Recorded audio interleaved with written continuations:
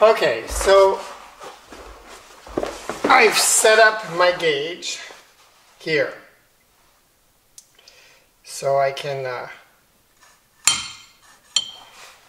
so basically it's clamped here and tightened here. So I can turn this and read the fluctuation on this gauge.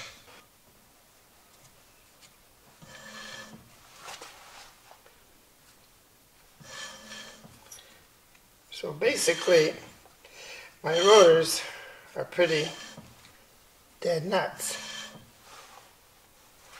And they're not even going 1/1000th of an inch. Now, I don't know if you can see this here. Here, where I'm talking, there's kind of rust spots. And it's like it's not touching the pads there. So it looks like either the caliper is pushing the pad on the outside of the rotor and not so much on the inside. That's another issue worth looking at. So now I'm going to inspect the other side. It's really not moving that much.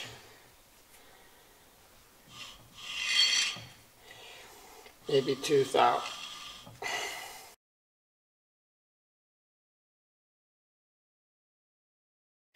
You see where it's worn? Let me get a pointing device. It's worn on both sides and it's touching the metal there. Hence the squeal. Hence the problem. Here you can see, right there, where it's worn not only through the Teflon but through the pad, and that's where the squeaking is coming from. I'm sure of it. What I'm going to do is remove the Teflon tape on this area so I can have a good look at it. There's actually a huge difference between this Lockheed. So I don't know if you can see this in here, but it's literally smooth. Like this piece here is smooth, and this has a little stop, a very tiny little indent. Whereas if I take the Lockheed caliper, if you look at it, there's a step that stops. So this black part in the back, this part here in the back, is much higher. And it's the same on the top and the bottom, whereas on this one here, one side is ground smooth. This side has a very small step, this one has a big step, so it's not consistent at all, whereas this one is very consistent. So the width here is 0.508. And if I do the same thing here, now I got some paint on it, so it's 0.488. So it's hard to compare because I got paint. Yeah, so it's going to take some overall dimensions. Here to here, 1.96. Same. From here to here, 2.0,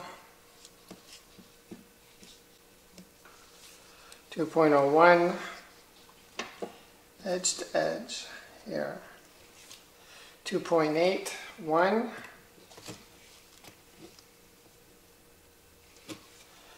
2.81. So it's the same.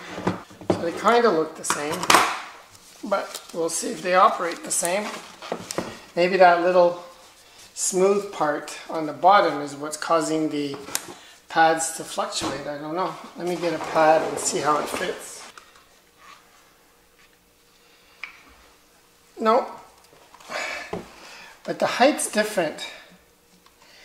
The height has a better fit I don't know if you can see that, but because it goes up, it's sort of sitting there nice. Let me just compare this one here. And if I go this one, it's not, the curve is not right. The pad is not sitting right. Because they've ground it down, it's literally not sitting nice on the caliper. So I think I found the problem here, and it's with this angle in the back. If you look here where my finger's touching from the back side, this angle, if I put in the pad and I sit it on the top, it's not straight at all. So in other words, if I go straight in on the top, like that, okay, straight, you'll notice it's sitting, I don't know if you can see the bottom here. I'm going to tilt this a bit.